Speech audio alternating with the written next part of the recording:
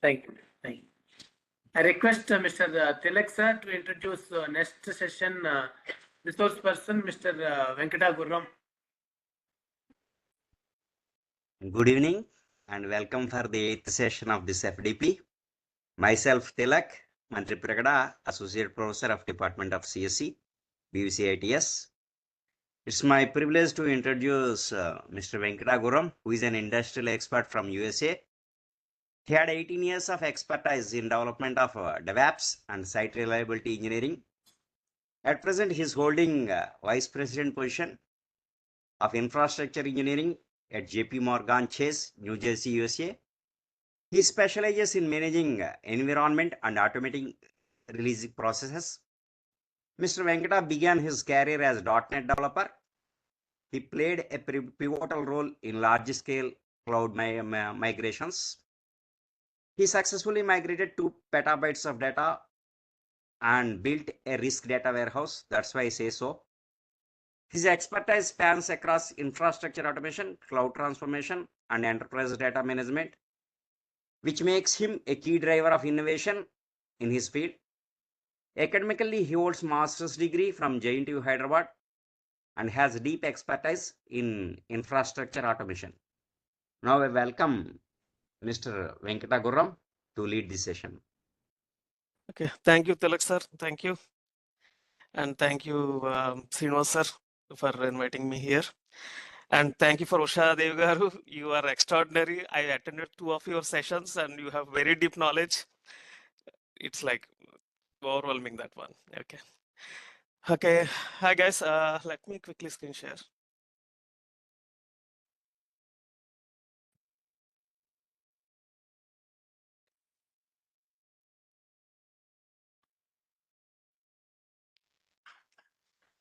Okay, so I hope you are able to see the screen. Okay. So I think by now, right, you already attended almost 6 sessions. CV Rao garu gave a great session on that programming part also.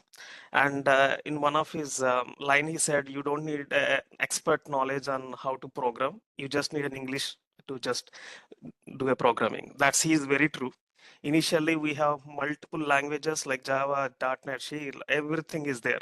But at this point, right, everything boils to the same thing, which have a different declaration part, but they all follow the same rules at the end of the day. So today, right? So let's see. So we are working on this unleashed speed with the parallel programming. I think Pratyusha has to mute. Okay, unleashing the speed with parallel programming. So first, the need for speed. When we talk about the speed, right, the limitation is the serial computing. In 1990s and around 2000s, right, it's more like we got a program. We got when I'm completing my JNTU course, also we got a project, and we done with the project, but it have around 1,000 lines of code. That point I didn't understand like what is real serial programming and what is what. At that point we want to submit the project, and we submitted. But when I went to the industry, right, it's a different concept there. Like you will get a project, but your project will be divided into multiple people inside that project, and you will get one simple piece of a project where you have to do a coding on top of it, and that coding will be reviewed by multiple people. And for everyone's sake, right, I'm not a lecturer or this guy. I'm just a on-field guy. So please bear with me if I'm going off-field, right? Just please bear with me. So going back to the point, right, the serial computing. With the serial computing, the task will go one after another, which will take a lot of time. And initial barrier for it is the clock speed. Usha Garu just mentioned about the clock speed also. She covered a lot of topics what I want to talk today, but yeah, so the clock speed. So initially, we used to have one big box with one single processor, and we used to the maximizing the speed of the processor is to get that processor running very handle multiple tasks. So there are physical limits for that one, because that processor is one single processor, and when you try to maximize the speed, right? It will overheat. If I don't know if you guys are now using that big computers with the CPU unit there, but previously it used to have one fan on top of the processing unit, and there is 3 other fans on the outside to just send that air out in and out. So you cannot maximize with a single processor at that point, because that will heat up the electron and obstacles also, a lot of obstacles over there. After that, right, we got this multi-core processing systems where you have multiple cores, and you have the computational speed there, you have the memory, you can increase the memory, you have the disks there to input operations on the data. But if you're still using the serial computing, right, you are not actually using the efficiency coming from the hardware. The process is going one by one. This is the result of significant waste of processing power, and this is the idea behind the people, the intellectuals actually. They sit behind and see, okay, now I will give a real-time example. When I started in JP Morgan in 2000, around 2000, we used to get a laptop home. So wherever I travel, I used to take my laptop and my personal laptop, because company laptop, you cannot do anything on top of that office laptop. So I used to again carry my another laptop to check my Gmails and all the personal work, and computer is my computer. And they used to give me the big speeding, like 16 gigs of RAM. There are 4 cores. That time it's 4 core CPU, 1 terabyte disk and everything. But in my team, right, we have 20 people there. 20 people used to get all these 20 laptops, and those laptops are only used for 8 to 10 hours, and the rest of the 12 hours we are not working, right? So they are idle at that point. So some people think that why I'm spending 100K on these computers, and these guys are not half of the time they are not using, and half of the time they are actually underutilized. Even I'm working, I'm underutilizing my processing speed. So it started with like, okay, let's cut down half of the laptops and let's put the one big computer in our office, and let them connect to the computer in the parallel threads or parallel process, have their own IP and just connect to the system like a virtual machine. Once it started, then at some point, right, when it go to the years, then said, okay, no, I don't want to buy my own computer and keep it in my own building, because there is a risk of, if the computer is down or building is gone, right, there is a risk of losing the entire data. So it went to the next level of the data centers building in 3 different regions, and we used to host our servers in one place, and other 2 as a backup. And no more computers in my building anymore. So I virtually connect and accessing the other system. So this eliminated carrying 2 laptops. That is a saving for me, and that eliminated company cost reduction, that okay, they don't need to buy any more computers for the people, and they can log in remotely. That transformed to the cloud now. Now cloud is like, whatever your company, wherever you are, it doesn't matter. You can just buy my computer and the processing speed. I think hopefully everyone is using the AWS Amazon cloud mostly. So if you see that, right, the cost calculates around how much memory you are using and how much CPUs you are using. They don't when you start it, right, it will ask you the common it's a pricing will be there, like, okay, this computer, if you want a personal your dedicated primary computer, right, you will have to pay $1,000. If it is like if you are okay with the shared computer, right, you only pay $100. If you don't need anything, right, you pay as you use. You don't need to pay anything, zero. You put your credit card there, but they don't bill you until you use it. So it went in that way, like it started from the one core, multi-core, virtual machines, and now we are in the cloud. We don't know where we go later. This is more of people thinking around how I save my cost, how I save my resources, how fast I can work, how efficient I can make my other team people to work. Bottlenecks of the complex tasks. First of all, going back to the parallel programming, the what are the bottlenecks of the complex tasks, right? The large scale simulations like your weather forecasting. I don't understand that one, but the weather forecasting is totally complex programming. Millions of lines of code. Every minute they run the simulation. Every second they check if it is going good or bad, because you are driving somewhere and you think there is a rain there or there is no rain there. So you just keep going and suddenly there is a rain. So you are wasting your time and everything. If you plan ahead of time, that's a saving. So weather forecast, we check continuously. We check weekends. If we want to plan something, we definitely go check what is the weather and how it is changing. And physics simulations. Yesterday, my daughter questioned me. She is 8-year-old, and she in their science class, they explained about that Voyager, which sent 1977. They sent into the deep space, and that guy, it's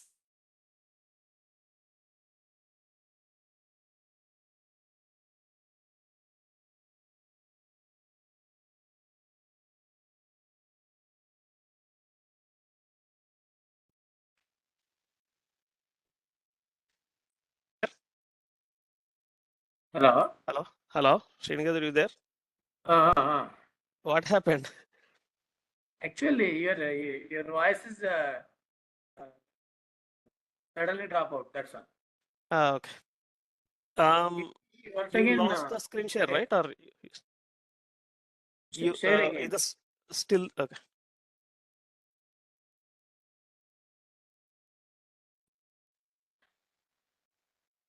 Are you able to see it now? It is available. Okay, so the Voyager, right? It's still 1977. They send that Voyager into the space, and still it's sending the signal back. The guys who are actually on that day coded, right? They are very smart, and they coded in such a way that, right, I'm sending this, and it's like they are checking the star cars, they're checking the deep space, they're checking the if there is any water content is there, like that. They divided their tasks. A number of programming guys worked on top of it. They made it as a bulletproof, and they're still sending a signal to correct the settings also. So programming is very beautiful, and people can excel, and it's like grow your brain continuously thinking logically. Okay. Big data analytics. The big data analytics these days is everything is big data. People previously it's only we save in an Excel format, then we are into a limited Oracle supposed to save in a table format. When the big data comes into picture is nothing. It's you save anything. You put videos, you put pictures, you save anything for analysis. You write a code on top of it, and you can do anything on top of the big data. That is the only thing. That is the one thing which we transformed 2 petabytes of risk data into the cloud. Massive. See the petabyte. It's very massive. So we used to save everything, dump into that cloud, saying that okay, take it and let's analyze on top of it. This big data analysis is primarily very important for the risk calculations, where you see the people are stock market, people are investing, they are going hundred of things going around, and the calculations are very fast. Your decisions are very important at a particular point of time. Um, there is the companies collapsed. $4 billion loss in one night because they did a miscalculation at some point. So this analysis need highest speed and also the efficient programming. Machine learning, deep neural networks, and this one, right, AI one. This is they need more computational power and the uh, peaks of the high programming. This involves massive amount of data. Okay, that's the same thing. Amount of data computations. A serial approach can take unacceptable long term to complete the tasks. So, if it is serial computing, it's very hard to take the decision making and compute this multiple things going around. For I took the FSD because Madam touched that Tesla one, so I want to touch the Tesla one also. So Tesla, they released the chip, right? I think 2010 or something. There is, I forget about that one, but how how the coding is very minutely coded for that self-driving. I drive Tesla. When I'm driving the Tesla on the FSD, right? You don't need to do anything. It will drive. To take a left turn, it have 5 cameras. So to take a left turn, left camera has to agree and straight camera has to agree. And there are another camera at the behind, it has to agree. And you are driving on 100 kilometers per hour. So how fast is that programming, right? So if it got an odd man out, 5 cameras, 3 cameras agreed and 2 cameras didn't agree, right? It goes to the 3 cameras. And these 2 cameras, if it is a security or safety cameras doesn't agree, right? It will just don't take the left turn. It will just maintain the speed of going straight. On a fast of 100 kilometers per hour, right? This is what internally happening in a small chip. They cannot fit that entire big computer in a car. It's a simple small chip, but it's actually doing that much fast calculations depending upon that code base behind it. So with the serial computing, you cannot achieve this one. So, and we are in the era of big data, which we discussed. It's too many things going on, too much we dump into the big data applications. Serial computing will struggle with kind of demand of these data applications. For example, right? You watched a movie in the Netflix tonight. In the morning when you wake up, right, you will get all the videos related to that kind of like if you watched some action movie. In the morning, you will have 4 action movies down. It will say if you are interested movies. So they calculate immediately when whatever you are doing, right? They monitor your account and they will give you the user experience better because they keep checking. So for Netflix, I am not the only customer, right? It have millions of customers. So in that calculations will happen behind the back. That require a highest parallel programming. Amazon product recommendation system also. If you buy something in Amazon, if you refresh your screen, right, your screen will be refreshed at the down saying what are the related products. Same thing like if you put something, if you just put it into cart, you don't want to buy, you just put it as a reference, right? You will get all the alerts and you will get all the cheaper items related to um, that one in the cart. So limitations in responsiveness. The application that require real-time response, like video games, important thing that video games. People buy a lot of video games like PS5 here. Crazily, they buy the PS5. Sometime back, I thought like, why these guys are crazy about this PS5? But when I actually played the game on top of it, right? It's like next level. Like you feel like you are actually playing that cricket and you are actually playing that golf that fast. So for that, right, serial computing is not will be a bottleneck for it. And then we got the multi-core process and distributed systems shift happened. There is increasing demand of the modern applications. So shift the clock speed. CPU performance increase is gone. Now we have the manufacturers are actually integrating multiple process core into a single chip. Previously, we have that motherboard and you have multiple cores in it, but now in only one single chip, they are integrated the multiple cores. If you see previous, I think hope everyone follows the news, right? The NVIDIA released a supercomputer. It is this much. That's it. So and the parallel processing. So now you have multi-core processes enabled the parallel processing where multiple tasks and threads can be executed simultaneously. Before session, madam explained about the threads, multiple tasks and multiple threads. Hopefully you guys are understand that one, but this is the same thing. This will significantly improve the performance and take advantage of this parallelization. Once the programming is parallelized, right, you take all these things which is currently we are experiencing or we are actually enjoying right now, right? This is all because this parallel programming is enabled.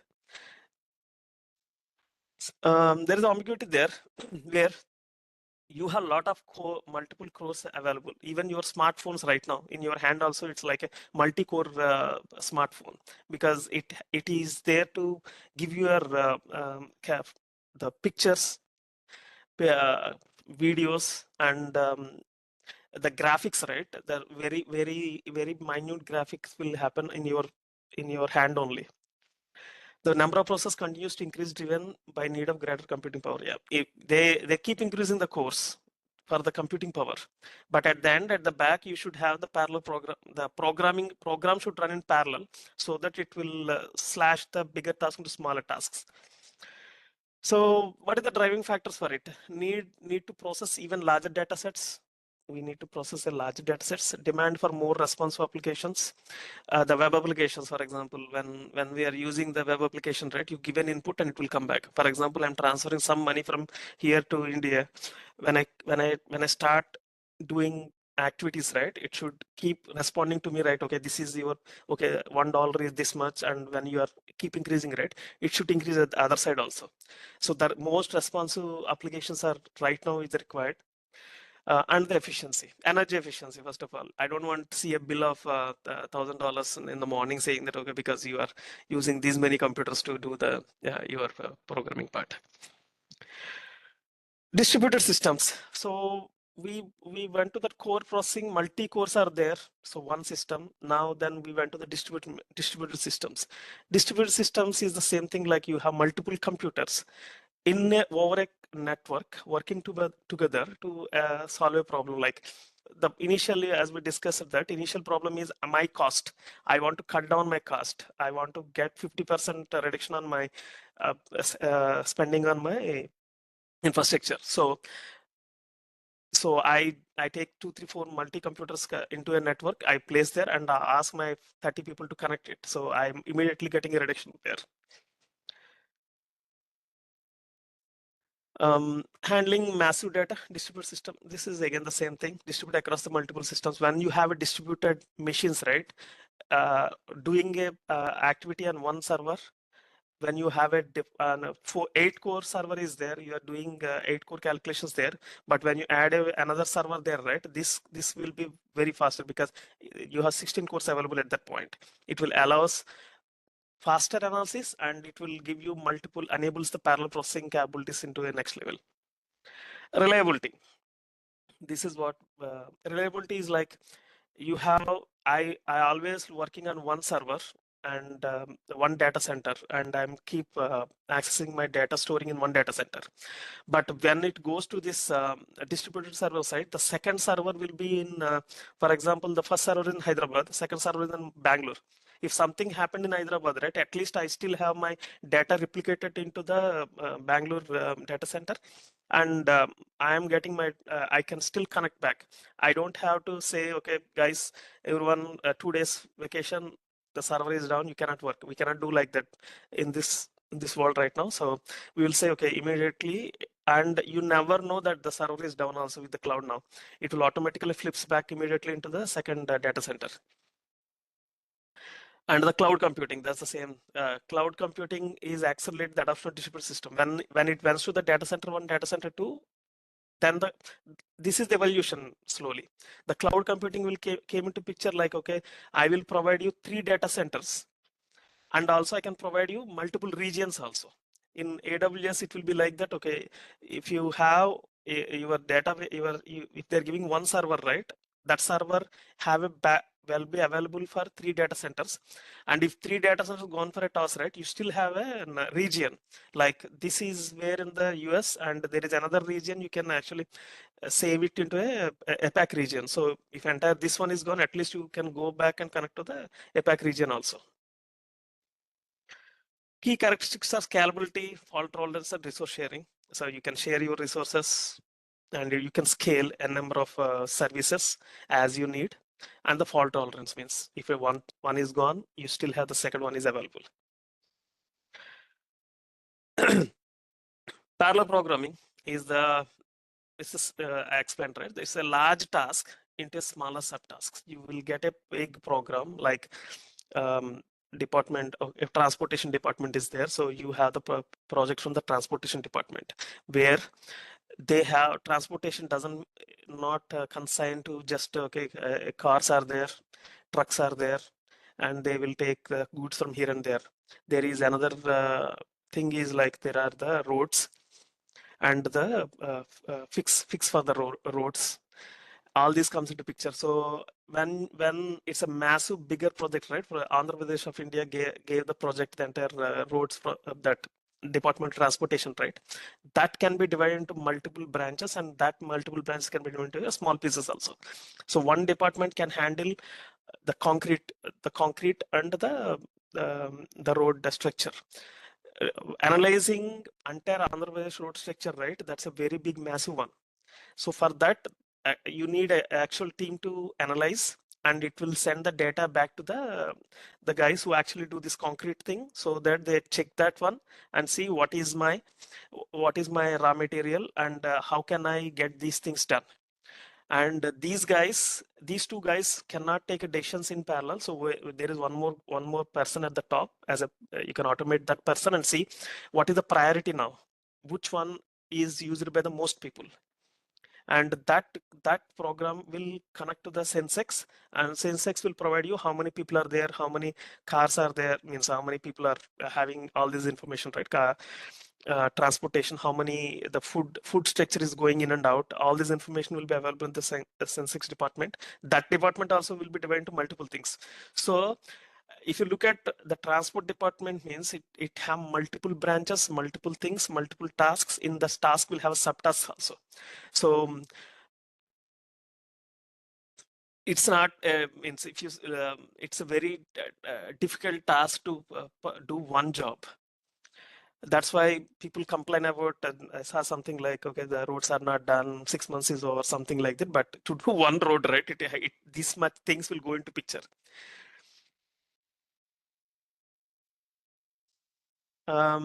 Take task decomposition, break down into smaller pieces and independent tasks.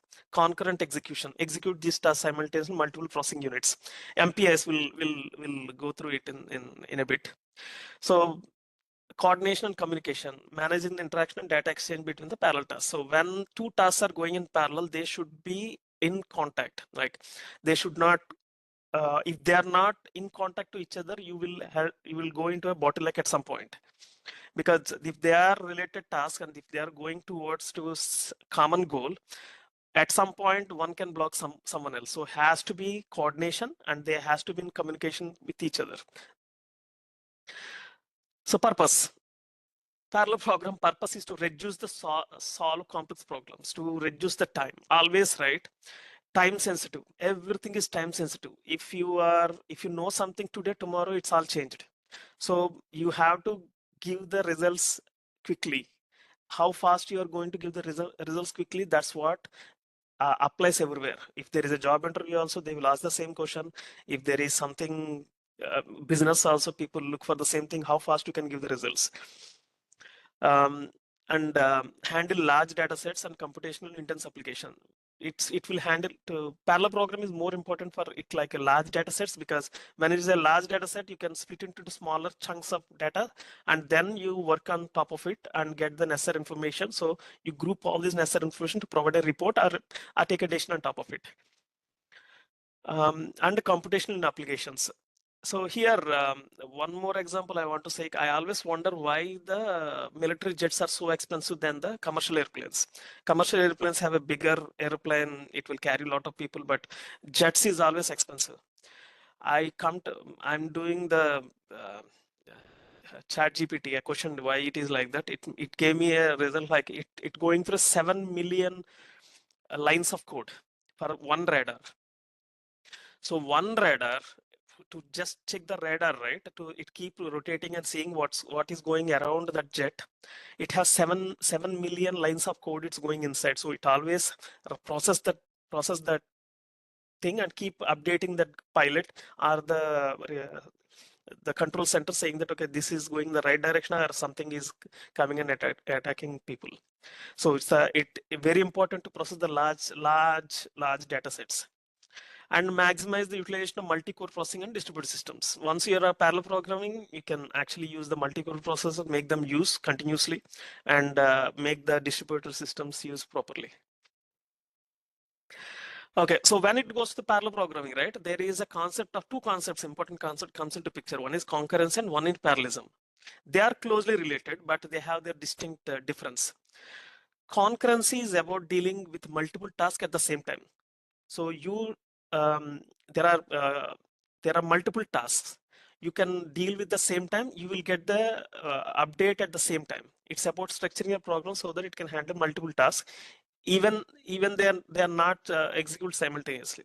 These are the concurrent jobs. They don't execute simultaneously. You can delay one job because the other resources are occupied by the first job. So second job will wait. Once it release the resources, it will pick up the resource and it will keep going on. The task can start, run, complete in overlapping time periods. If it is 1 hour, they just start, wait, complete within that one hour period time. It doesn't necessarily require multiprocessing. It doesn't require multiprocessing actually. It more used into this user input like web servers. When the user is trying to interact and giving a user input and output, right? There this concurrency will happens. It's about dealing with a lot of things at once. More things you can deal with at once. I just said, right, web server handle multiple one. Hold on. So parallelism, this is concurrency. That means you can handle multiple client requests at the same time, but it doesn't mean that they are processing at the same time. Parallelism, parallelism definition itself, right? It will say the execute multiple tasks simultaneously. It will, all the tasks can run simultaneously. It require multiple processes and cores. But when it goes to your concurrent task, right, it doesn't require multiple processors there. It still can handle with one processor. Parallelism means to improve performance by dividing a task into subtasks and execute them parallel. That's what we are discussing from the last 10 minutes. Tasks are executed at the same time. Multiple processing units are required. CPU bound tasks like more complex calculations and simulations. And it will do a lot of things at once. Means all the process can run in parallel. They don't wait for the other process to release its resource because it already have its resources allocated there. The scientific simulations like weather calculations, right? That's where this parallelism will be more utilized. Just let's take an example here. So there are 3 tasks for me. I want to do the clothes, like wash the clothes, and I want to cook some food, and I want to prepare for my exam. I have 3 tasks. Concurrency comes into picture like, okay, I start the 3 tasks, but other tasks wait for me, like getting clothes ready is the first task I want to task, like to wash my clothes, and I get the clothes ready and put it into my machine and press the button.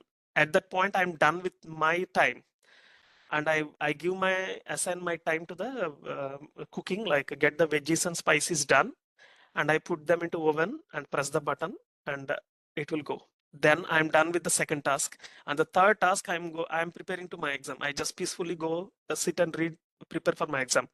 But concurrently, right, at the same time, concurrently, food is getting cooked in the oven, and the machine is actually running, and clothes are getting cleaned at the other end. So it will, at the end of the day, the 3 things are done, but it's a slight delay will be there. But and also, right, when I'm getting the clothes ready, the machine is idle. That resources are wasted. No one is using it. It's idle, and also the oven is totally idle. No one is doing anything there, and exam is doesn't matter. So that need full attention from me. So, but when it goes to the parallel program, but at the end of the day, everything will be done, but it have own timeline. But when it goes to the parallel programming, right? Now this is you are only doing, but you are in a room with your friends. There are 3 other friends with you. So they can, if whenever you are doing getting the clothes ready, right? The other guy can get the veggies ready, or he can cook his own thing so that he can use the machine, which is saving the machine's ideal time, and also he can help you for the veggies also. And he cannot prepare for you, but he can at least underline the important points for you. And when at the end of the day, right, so the 3 people think that these are the 3 processes or cores which are actually handling 3 different things in parallel to you. So they will finish quickly, like the wedges will be done by the other processes and get it ready. You finish off the other person can do your laundry and you can prepare for your exam. So they will come all together into one single line and they will finish quickly. So that's the simple difference between that parallel programming and the our concurrent one.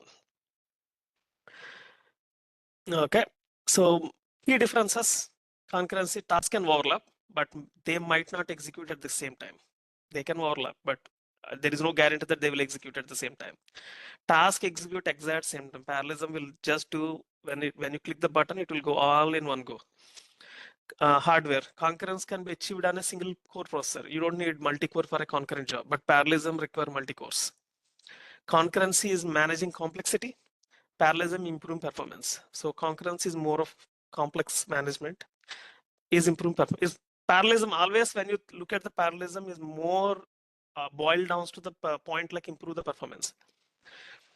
But both are related at the end of the day. Like the parallelism is subset of concurrency. If tasks are running in parallel, they are also running in concurrently. However, if tasks are running on concurrently, they can run without parallel. Simple example. I'm just taking a simple example here. Importing time and import multiprocess. This is the Python one, so mostly you guys know about this one. But I'm importing time and importing the multiprocessing things from the Python. I am doing a square function, creating a square function. I'm just returning n into n. And there is another function I'm creating, sequential execution now. So for n number in number square, I'm returning the results. It's a loop, simple loop. And then when it goes to the parallel execution, right, I'm creating the number of workers, multiple processing of CPU unit count. I'm getting how many CPUs are there in my system. I'm getting the count, which are they are now used into this multiprocessing. So I'm printing the workers, how many workers are there. So I'm taking with multiprocessing pool process equal number of workers. So I'm assigning the workers to the process, and result I'm squaring the numbers. Map function is there, so it actually do the our results. But number list range, I'm giving list range 1 to 1 million, the large data set. And the actual function now, start time, I'm taking the current time, sequence result equal to sequential execution, the function, and the sequence time equal to current time minus the time which we started with the start time. And I'm printing the sequential time, how much time it took for the calculating the square root of all those square of all those 1 million numbers. Now the parallel execution, same thing. Start time taking the current time, and I'm doing the parallel execution function there, calling it. And again, once that done, I'm recording the time minus start time p. I'm printing the time. What is the time? Now I'm taking the speed up by sequence time by parallel time. So the result is like this. So when I run the script, right, the sequence execution time took 1.25 seconds to calculate the square of all the 1 million numbers, and that's the sequence execution time. And workers are 8 workers are there. And when it goes to parallel execution, right, the function, and when I'm printing that workers, how many workers are working on my application. So that's the 8 workers are working, and the parallel execution time took 1.8 seconds. That is 1.15 faster using parallel processing. This is a simple script to show how fast the parallel processing when it goes to the 8 workers and get the results back, where the sequential like 1 square root 2, 1 square, 2 square, 3 square, 4 square, when it goes to sequence, right, it will take too much of time. With parallel execution, it will be faster, but always parallel is not faster. Sometimes sequence will also be faster. So you need to take a look on what exactly you are working on, which project you are working on, or which block you are working on. Sometimes sequence is very fast. So for example, I remove this 10 million record. One sec. 10 million, where is this guy? Okay, this one. Number list range 1 to 10 million, right? If I change it down to 1000, right? That might be the sequence will be faster than the parallel, because sequence will start quickly, 1 2 3 4 5 100, it will be done in one go, but parallel it will spam around 8 processes, and it has to communicate to each process like, is it done, what is the result, what is the result, what is the result. So that lag will make the parallel processing take more time, but sequential execution, it will be very faster when it goes down. So when it goes to the complex calculations, right, then the parallel programming will make sense. When it goes to small scales calculations, right, sequential is the best. And that decision you have to make as a programmer when it goes to you, right, when the manager asks you, so what do you want to do? But when you go to the multi companies, right, you will have multiple people, they have their own views, and they toss their views. We have to discuss in between, and we have to come up with our idea or plan. But when you are creating your own product, right, so you need to think around what is what. At this point, I want to give one quick example. Like 2 days back, my friend came back, and he gave me one app. That app is more of assigning tasks to the kids. It's an Apple app. He asked me just try it. I opened, I see, okay, that looks good, because it's very hard to tell our kids, or for the lecturers also, it's very hard to keep notifying or keep tracking all our students, where are they. Okay, these guys, okay, I assigned Srinivas Garu 5 tasks for conducting this entire project, right? This is a good one. But so his boss, like Chalamay Garu, should know what exactly going on, where are going. He don't want to call him continuously, ask, okay, where are we? Are we good? How many people are there? Is it anything happening? So for that, right? So the task tracking is very hard. So he showed me something and said, okay, good. Okay, so how you did this one? So he used the entire ChatGPT. He went to the ChatGPT and he asked how to code this one. I want this program and how to code this one. I hope everyone using ChatGPT, but at the end of this session, right, we can have one quick discussion on top of it. So, so this smaller task, right? I just deviated, sorry. Processing, sequential execution is single core. Parallel execution mostly multi-core. It's slow, speed is slower, speed is faster. Best for tasks and large computational tasks is parallel execution. Okay, so you guys, this is a simple example. I don't want to complicate with the multi-level coding and all those stuff, but I just gave a simple example. So try on your local system and see how this works normally. And it's easy to see how many cores you have. So this is the simple multi-core processing Python. So you just run it and see how many cores are actually available for your local system also. Parallel computing, right? It's broadly categorized on how tasks are divided and executed simultaneously. So one is bit level operations, multiple bits simultaneously within a single processor. Instruction level parallelism, multi instructions are executed in parallel within the single CPU. So pipelining, superscalar execution, out of order execution, these kind of goes into the instruction level parallelism. It's morely used in the core processing. So anyone interested on the chip level designing and everything, right? I think you guys come across this instruction level parallelism. Task level parallelism, different tasks and threads run simultaneously, separate course and process. Usha Garu gave the good example on this one. So if you go back to her session and once the document is there, right, that's a very good example on these threads run simultaneously, separate course and processors. So classic example is running a interface on thread while another processor input data. So when I am asking what are the data available for me to do something today, immediately in parallel, right? That is a task for all the AI. Whoever using the ChatGPT or anything, right? That's a task. I gave the task to that computer, asking like, I want this. What can I do? So it will go back and quickly check what are the options for you. And before end of the session, right, I'll show you that one, how we can do go for it. But the task level parallelism will happen at in the AIs mostly. Data parallelism, so same operation perform different pieces of data in parallel. So it's more of GPU processing millions of pixels. I mean the picture analysis, image rendering, everything will goes into this data parallelism.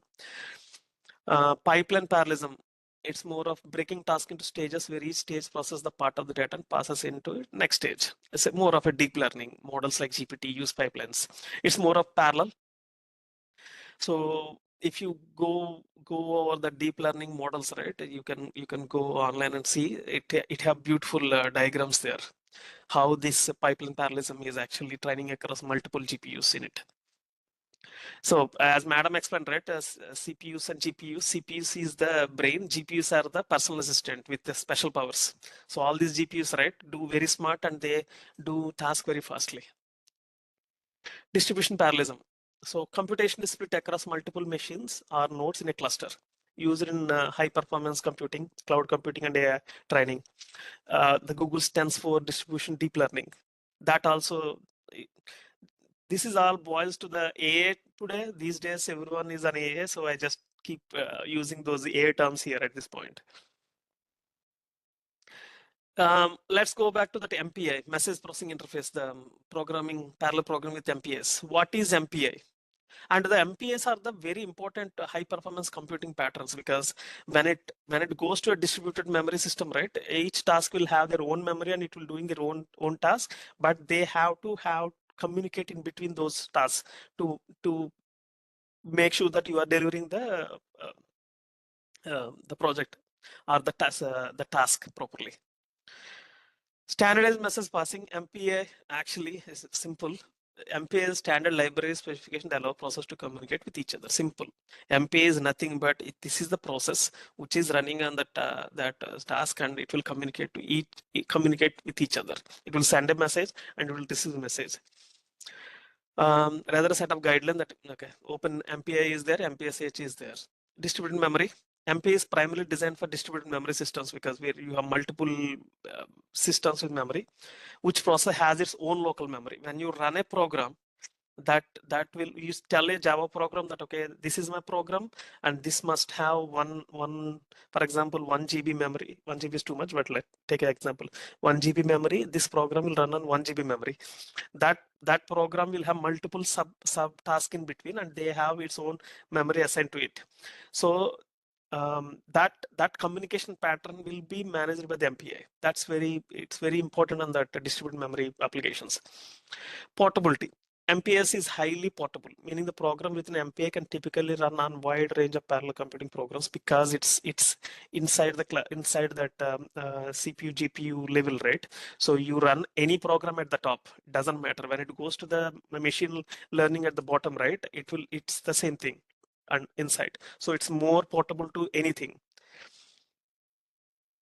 So the main concept of the MPI is the process and ranks. When you Google it, it will give you that's the same thing, like process and ranks. So each MPI process consists of a multiple process that execute concurrently, but each process is assigned a unique identifier called the rank.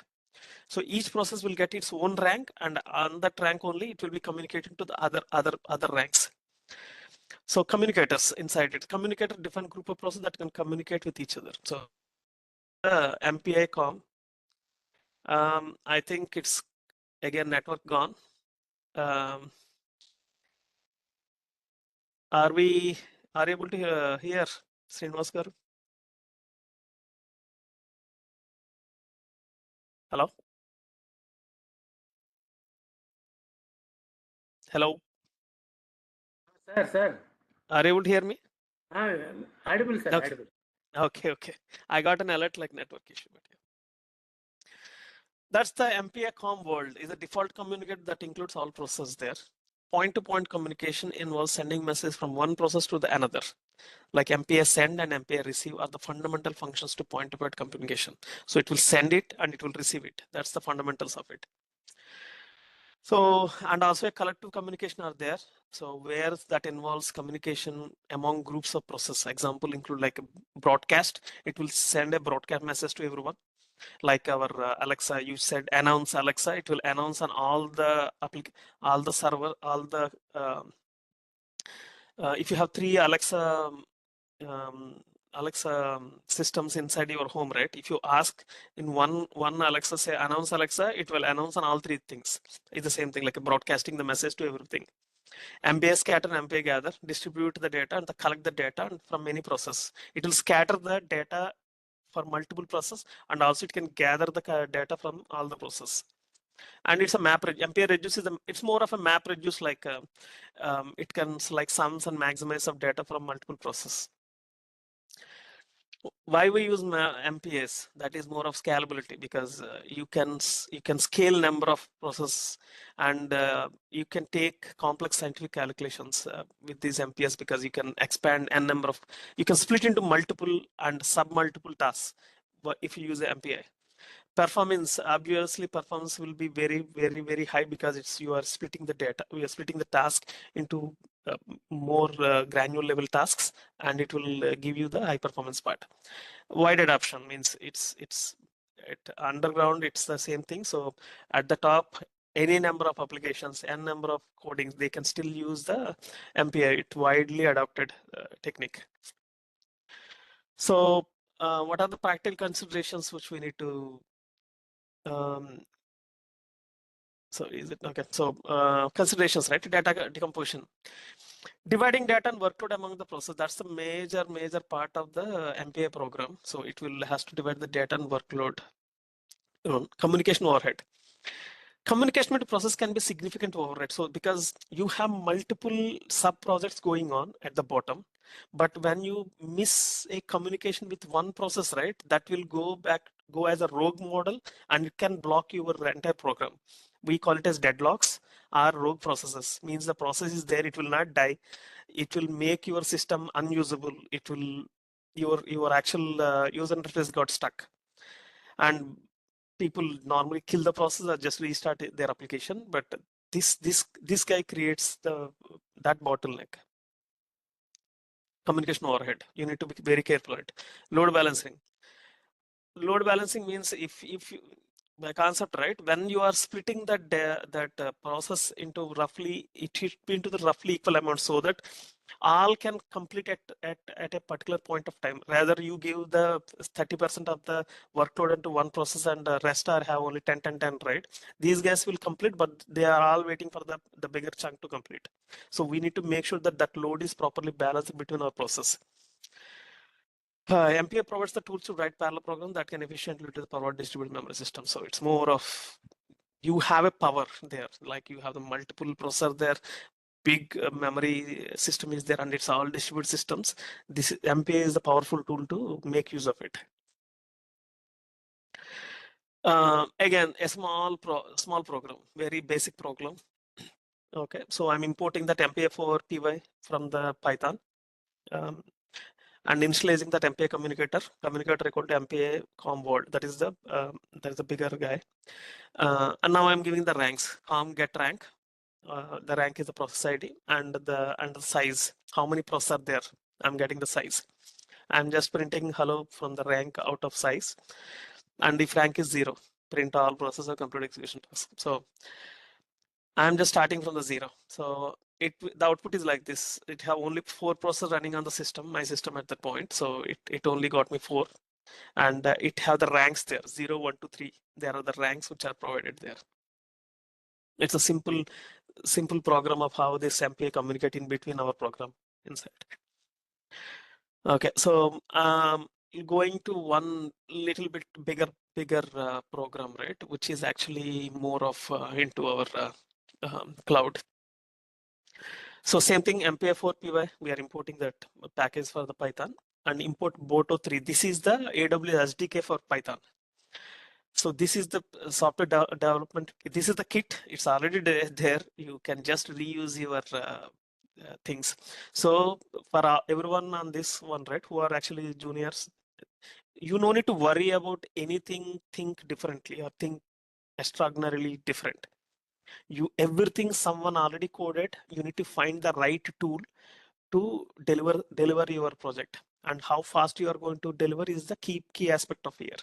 So everything is already thought and already provided there with somewhere else something. We are in an open coding world. So you will get the code freely at any point of time. So if you think that it's too much complicated, or these guys are telling too much of lines of code and I cannot understand, right? Don't worry, go back to your open your chat GPT and ask it, can you give me I want to memory optimization code. It will give you by default. The one example I explained with my friend, right? He developed the entire task app, web mobile app. He has zero knowledge about the coding. He has zero knowledge about the AWS. He has zero knowledge of anything. He is more of a business analytic guy who he work continuously onto that Excel sheet of creating graphs and trends and all the stuff. He surprised me suddenly showing that one. So, and also the programmers, right? And actually, in case anyone, so look around your surroundings, think around like, okay, this is something going on. Why can't I program it? For something like your groceries, right? For example, how much I'm spending on my groceries. Just create one web app, web application. You can create it on your own desktop also.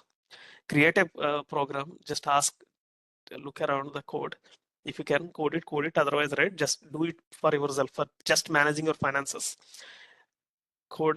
Create one app and just trying to put the whatever the groceries you are buying, which groceries you're buying, what you are doing, everything. And at the end of the month, right, you will see how many, at least one quarter, right, you will know that how much you are spending and which vegetables are you eating at the end of the day.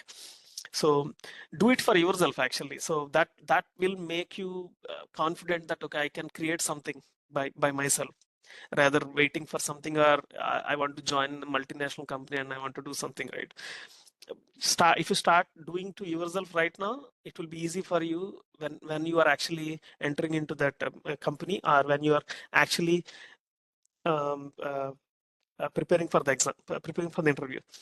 In the interviews, right, these days, if these days we are asking like what exactly you did differently, what exactly this is the scenario, and what you think in a different way, how you can automate this one.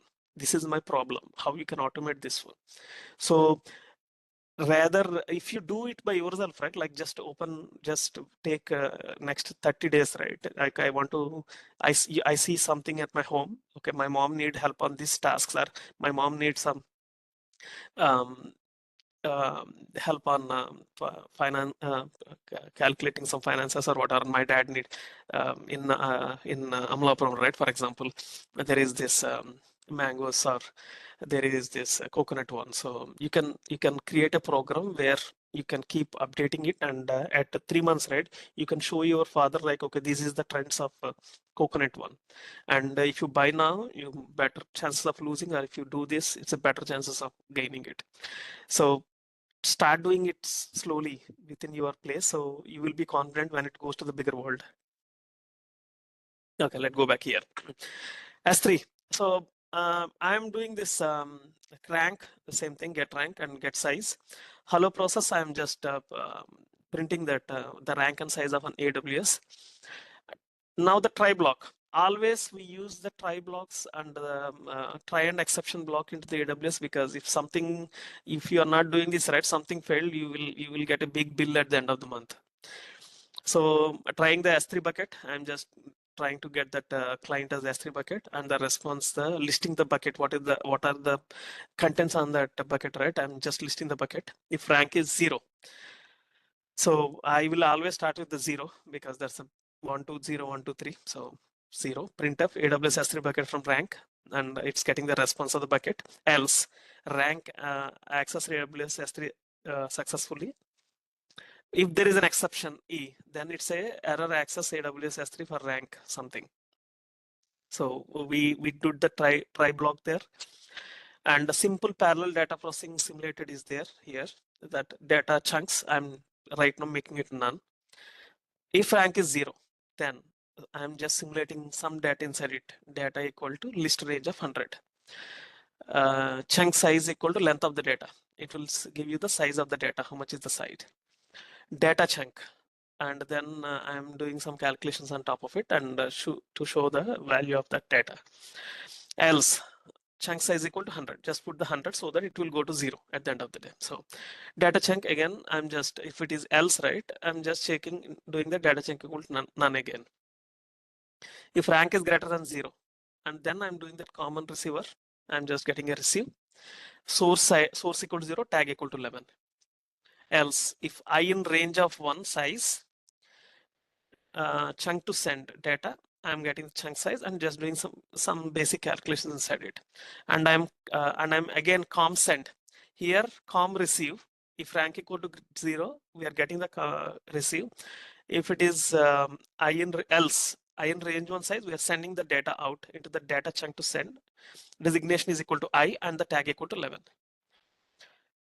Processor data, I'm doing the x into star per x in data chunk. So it's more of into calculating the square root, the square. And I'm doing the rank process data. And I'm limiting to the 5. I'm not, because it will be more data, so I don't want to blast that entire server. So I'm just limiting it. So key points to observe there. What are the key points? When you are working on AWS MPA, right? So we are right now using that board 3 to interact with AWS 3 from each MPI. So each board 3, it will interact to the AWS S3 from each MPI process. It will do a parallel processing, simulates the simple parallel data processing scenario where data is divided among multiple processes and printed back. And you must need the IAM permissions, very important for accessing the AWS services.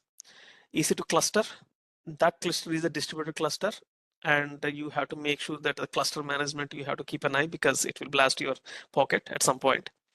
Error handling, I explained it, try and accept, otherwise you are, something happened, so you are going to pay at the end of the day. So data distribution, rank 0 distribute the data. So as part of our one, right, the rank 0, I'm doing the 0 equal to 0. This guy will actually distribute the data to other all ranks. That will be the primary rank for me. Output control, because all ranks will be running. We just only giving the 5 till 5. So limitations on the output control. Important considerations, right? When you are doing these MPS, be mindful of security. Best practices when working with AWS credential and permissions. When you are in AWS, it's very, very, very important, like security. Cost optimization. No one will like if you are billing heavy bills at the end of the day. So you always look for how much cost I'm going to save it. You always look for in EC2, when you go to that AWS console, right? You will have it's a beautiful console with it will give you the how much CPU you are using, how much memory you are using, at what time, and whatever it is. So you go with you always keep an eye on that, how much I'm using. Accordingly, you use inside your system. Okay, I don't give like okay 1 GB to programming part, right? So we keep a mindful on top of it. Scalability. So scalability, right? If you are using AWS Lambda function, you don't need, it's a serverless function ideally. So if you no need to worry about any EC2 process or anything, it will scale by itself. It will, if the process is running heavily, right, it will scale by itself. When the process is not doing anything, it will scale down by itself. This is very important for us when we are using the midnight calculate, like after hours calculation. Once the Fed close happened, right, federal close happened, banks are all closed, then we'll start our PNL calculation for the next day morning. That where in the night it will have too much of calculations and too much of reports will happen. The cluster will expand by itself. So auto scaling capability, that we call as a auto scaling. So for if you are using Lambda function, but it will take by itself. But when we are using the EC2 host, right, we have to mention that I needs 8 process can scalable. Like I can go till 8. So when the processing is going, it will still go to the 8 processes, and when there's nothing happening, right, the course will be go down to the 1 or 2 minimum and max. I can give minimum and max, so it will go between it, so that I don't bill for the 8 course. I will only bill for 8 course when I'm using, but whatever the course I'm using 2, right, that's only bill I will get it for me. AWS patch and parallel cluster. This is what we discussed just now when we are using the batch processing and parallel cluster, right? This is what it's used for. Instance types. It's the same thing which I explained. I don't want to use that bigger process 24/7 so that the bill is too high. So I only use whatever instances I required. Extra large, large, medium, right? So if it is a small process, I use medium. When it going the bigger, right, and I can go to extra large. Network performance. Again, too much data go in and out, in and out. The network performance also is very important. You cannot bottleneck your network and you end up on a P1 or somewhere. So make sure you're using right network configuration, egress and egress, right? So ensure that it's actually working in a condition, but it's morely taken care of when you are using a third-party application like AWS, right? It's morely taken care at their point, but you have to keep an eye on what exactly the network load also. Going to AI part now. Going to AI part. Deep learning is the prime benefit of parallel programming. So when it goes to the parallel programming, right? AI is right now, it's the biggest, everyone jumping onto AI. Yesterday also Elon Musk released his new version of the AI, and he's saying that's the smartest one. 1 month back, someone released a DeepSeek, and it shaked the entire markets, right? I think $1 trillion gone for a toss one day, and everything is there. And US granted $500 billion for the investing on the AI. So everyone jumping on investing on AI. I hope Indian government also actually working on top of it, but you need to look for it. Once everyone jumping here, right? The data center jobs will be the hotcakes. Right now, all the data centers are somewhere around the world, but now I hope everyone know about this one. The Indian government want to save the data within the Indian government, within the India. They don't want to save our data outside of the India. It already started actually. So you look around, everyone on this call, right, who are looking for a good jobs, or when they are looking for to come up with their own planning of this IT company, right? If they want to come into an IT company and everything, right? You can keep around. There is a biggest bloom coming on for this data warehouse specialist. Once they start building the data warehouse in India, right? You will have multiple jobs around it. And if you have this learn the machine learning, and you know these and the important part of this entire 5 days one, right? What I observed is the basics are very good. Whatever I'm talking till now, right? It's all basics. If you are good enough with the basics, right? You can do anything else. And the one with Usha Garu explained now, and the one with CV Rao Garu, the one with Raghu yesterday, day before yesterday, they are very good things. And I like the Raghu slide of sector fields, current and evolutionary dynamics, right? That's a very good, beautiful slide. Everyone check that slide. It is very good slide. Okay, going back to the AI, right? So that's the particular deep learning is a beneficiary parallel program. That's the AI right now. Training large neural networks. AI models, especially deep learning models, right, require vast amount of data for training.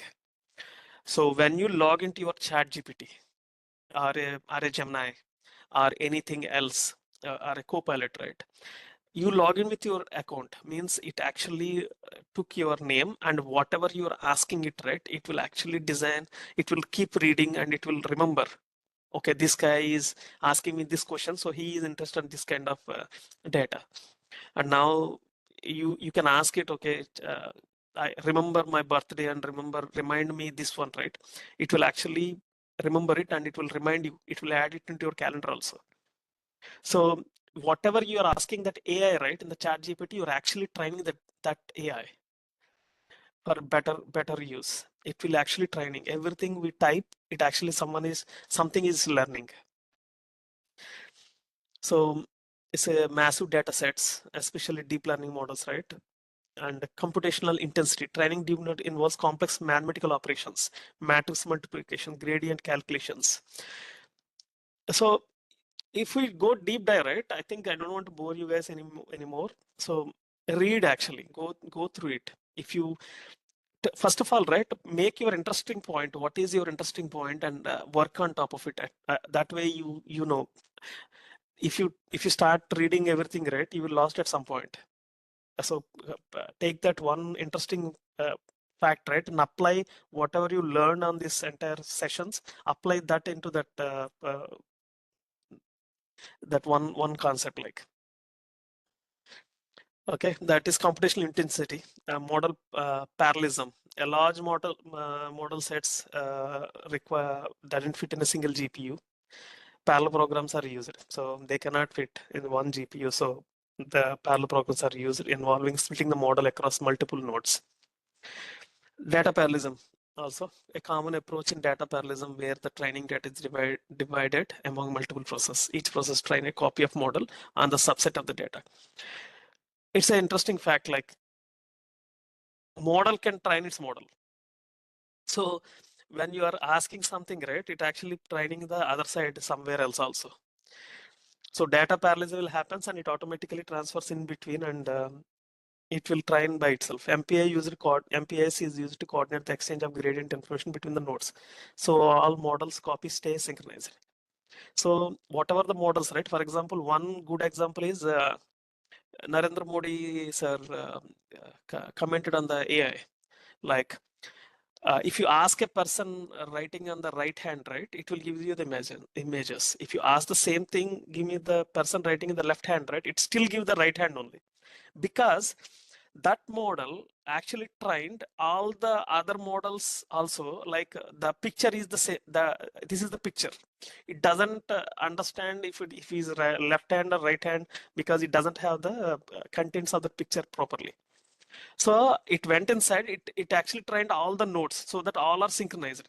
So ask anything, you ask ChatGPT, you ask Gemini, you ask DeepSeek, anywhere, it will give you the right hand only, because all the data at the bottom, right, they're all synchronized with that one.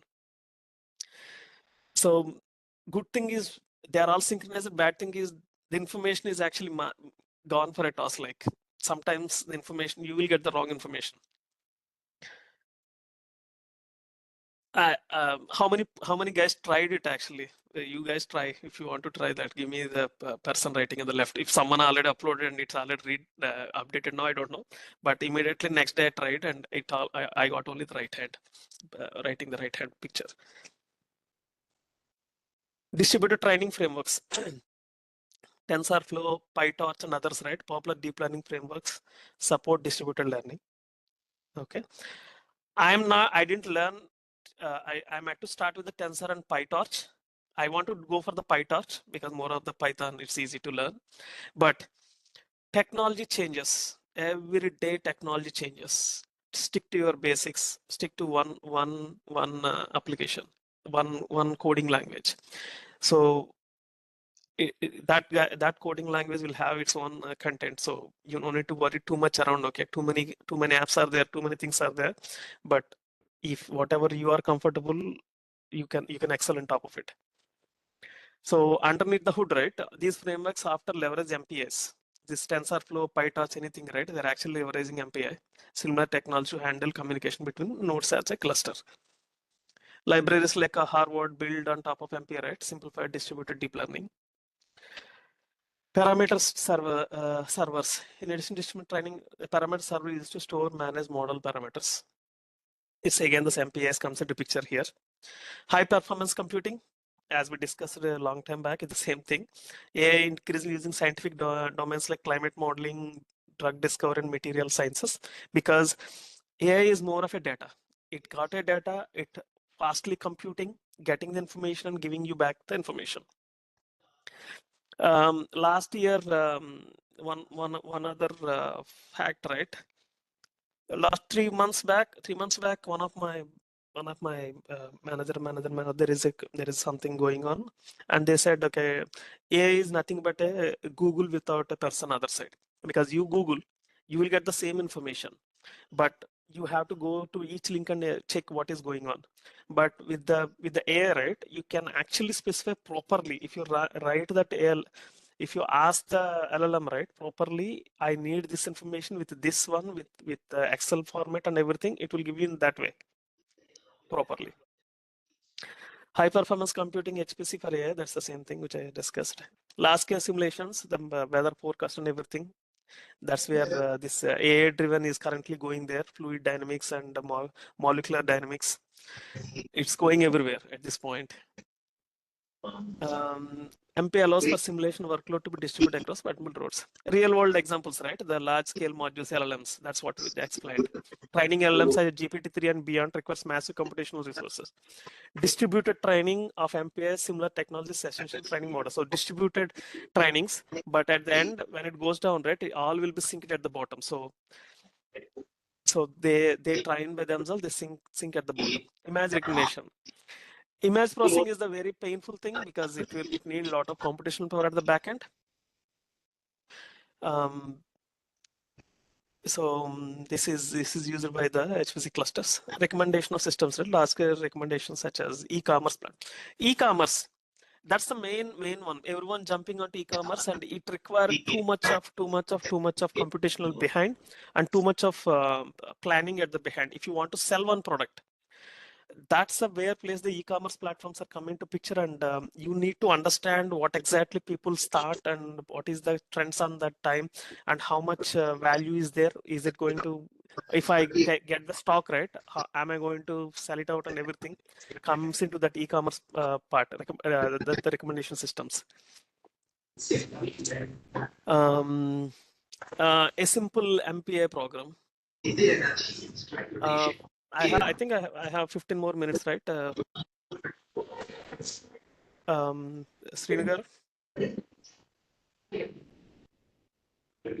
Okay, so I'm taking a simple program here. So MPA4, again the Python, I'm taking it. This is the MPA for the AI. So learn linear model import. I'm taking that importing that logistic regression, that is the learning linear, and I'm getting the data sets.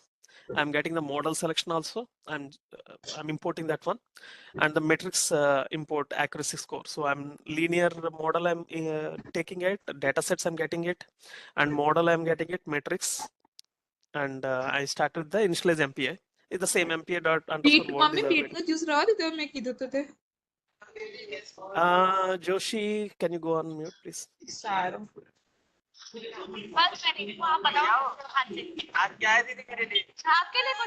Srinagar, can you? Okay.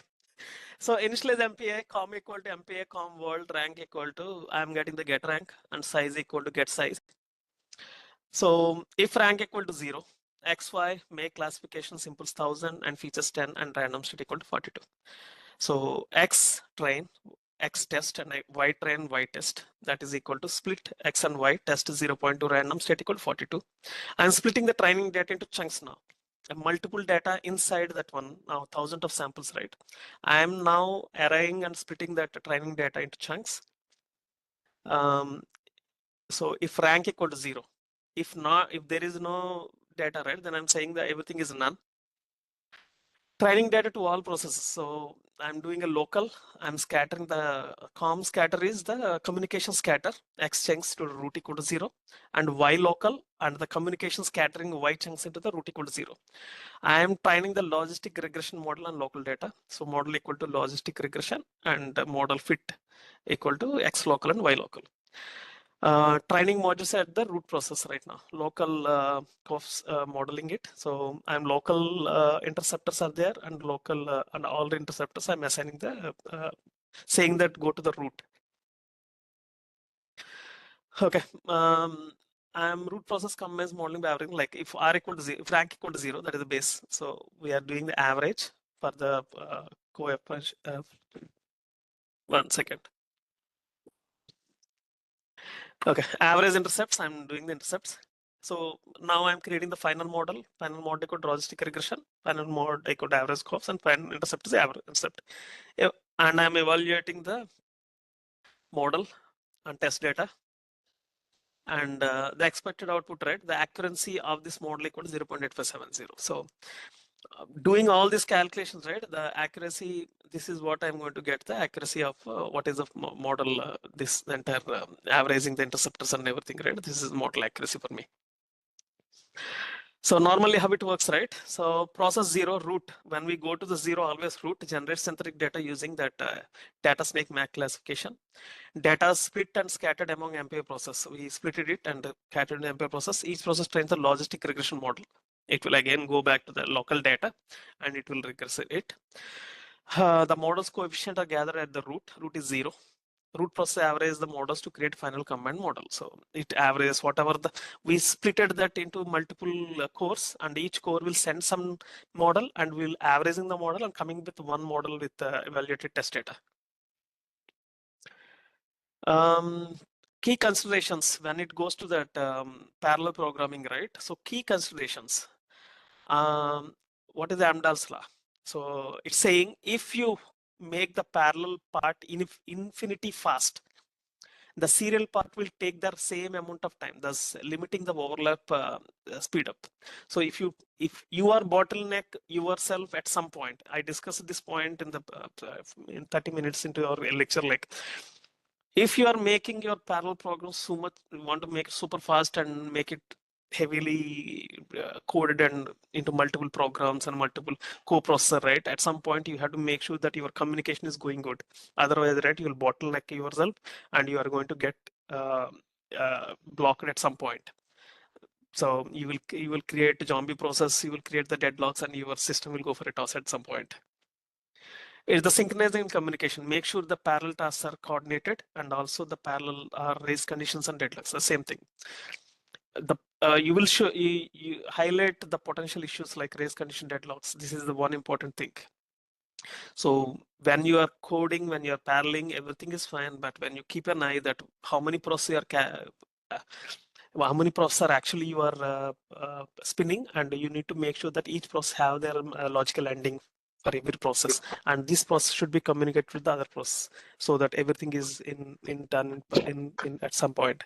Load balancing, distributed work, this one we discussed actually, like if you cannot give that 30% to one process and the rest will get 10% as a, so that collectively even the 7 programs done in 5 minutes, right? You are waiting for that 30% for another half an hour to complete. You will create again the same bottleneck of other resources are waiting for the other one. Communication overhead, you have 100 MPA programs running, and it's like a massive communication going on input-output operations. If you're running on the AWS, that will all cost. It will boils down to your cost. Overhead of creating and destroying threads as a process is the same thing. If once your thread is go out of your hand, you can refer back to madam's slide before. If it's out of the thread, your process, right, it will bottleneck and you can create an outage. Very important when you're working for the bigger companies, right? We cannot take the downtime at any point of time, zero downtime. So it's like trillions of dollars go in between in that route. So you cannot take a downtime at any point of time. Debugging, the complex of debugging parallel program. So parallel program debugging is very hard because you need to add if you want to debug one parallel program, right? You cannot enable a log for that program. You have to enable that log tracing for an entire set, so that you know that which process is actually breaking at which process. That will slow down the processing, and it will add more headache for us. And resources, okay. 10 more minutes, so let's see the books. Resource of deep dive into MPA. If you guys are a book guys, I mean, so if you want to read books, right, go with these books. MPA complete reference. This book is very good book. I went to some concepts of it, but it's very good one. So using MPA by William Group. This one is actually another one book, which is in my yeah. You had to read it, but yeah. Parallel program with C. This one I went through it because it's talking about the open MPA and MPA. This is another good one for the concepts. At least you can learn the concepts. Online resource and tools. There is MPI tutorial at LLNL. So if you go to that LLNL MPI tutorial, right, you can find that that's a good one. And there is a National Laboratory MPI pages are there. So these are the pages where the scholars will do all the their write the pages, and for the post graduation, right, you will see all the pages there. There is Open MPI website. You can go to the Open MPI website or MPI forums to learn more about it. But this one entire set, right, I keep preparing, deleting, adding, because I'm attending the last 3 sessions with ChatGPT and Gemini. If anyone using it, happy, go ask it. It will explain you, at least on a simple terms. It will give you the codes around it. But if you are not using, right, it's free. Use it. Everyone just go inside and try to, even a simple thing also you can ask ChatGPT or Gemini. So I want this one. I want, can you provide more information around it? It will provide you in a same layman language. That's the thing. I hope I didn't bore you guys, but that's it. Q&A. Srinagar, are you there? Okay. Very. I have to got too much, so I just went very fast. So sorry, guys. Very nice, sir. Very But, nice, Mr. Venkata Gurram. anyone, yeah, anyone using ChatGPT and everything, so I can quickly show you guys, or Not anyone, all of you. no? Many of I can quickly screen share and just, okay, let me get something for you guys. everyone is using ChatGPT only for. Perfect then. So go for the multiple one, like Gemini, use the ChatGPT, and for multiple things. Don't look for only your computer basing thing, right? You can ask anything. Okay. Fascinating. Check for it. It's fascinating, actually, everyone. Yeah. Okay, sir. Thank you very much for your nice session, and I elaborate all the advanced things with practical scenarios very much. And I request the audience and participants, if you have any queries to post, please ask our Venkata Gurram, Vice President JP Morgan Chase. Please, if you have any kind of doubts regarding this session, you can raise. So my ID or my email ID is there, guys. If you any questions, right, you can also mail me. Link.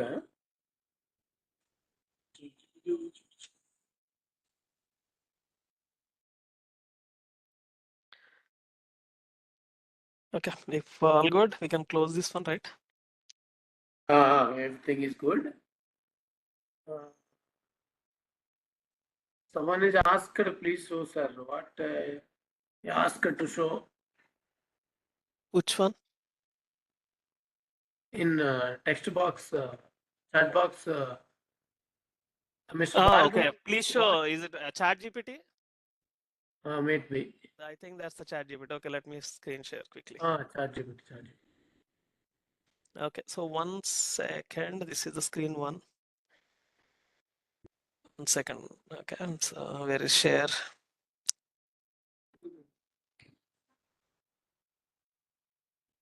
I hope you can see the ChatGPT. Screen, right? is. Okay, so simple, right? So anything I want. So at this point, right, I'm done with my job, for example. I want to ask something. So what is the best business in Amalapuram near BBC Engineering College. And always, right, when you are talking to the ChatGPT, right, if you are more specific, it will give you specific answers. Like engineering college, can you please Can you please make sure the investment is 10 lakhs and no, and if any government aids, if any.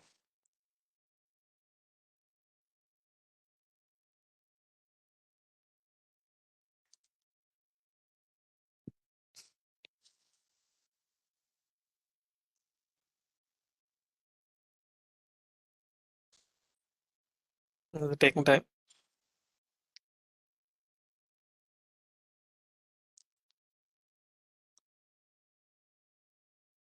Hold on.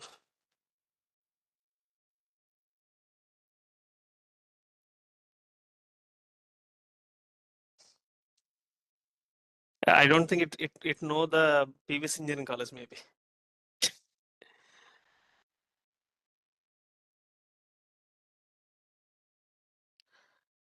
Can you explain? Okay, can you explain about MPI parallel programming?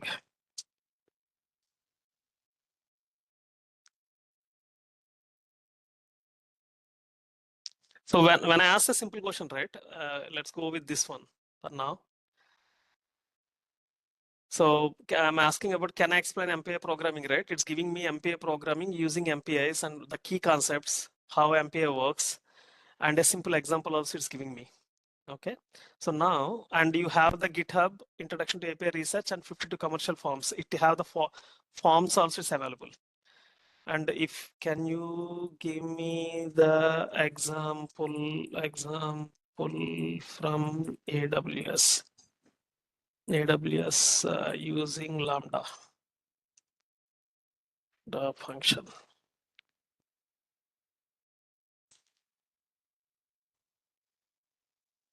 So it will give you the concept and how using EC2, right? It will provide you how you can achieve it with that one.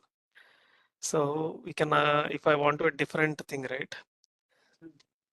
Can any random question actually? What is voyage interstellar voyage satellite, right? Coding techniques.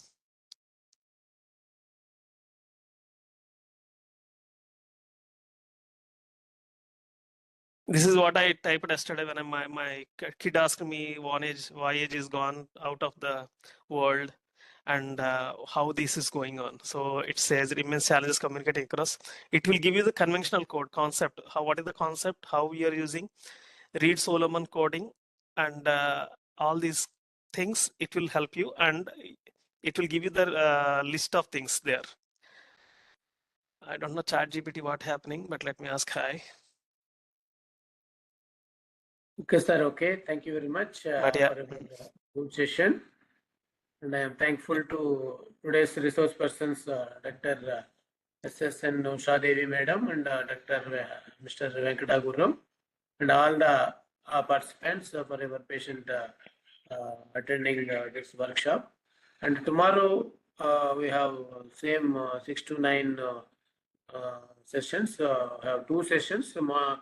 Ninth session is by Ashok Mithani, and second session taken by eminent KLU University professor Dr. KVD Kiran Garu, and request all the participants please submit your feedback within 20 minutes only. After 20 minutes that will be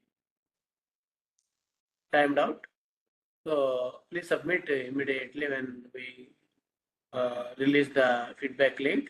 The same will be taken as attendance purpose. Okay.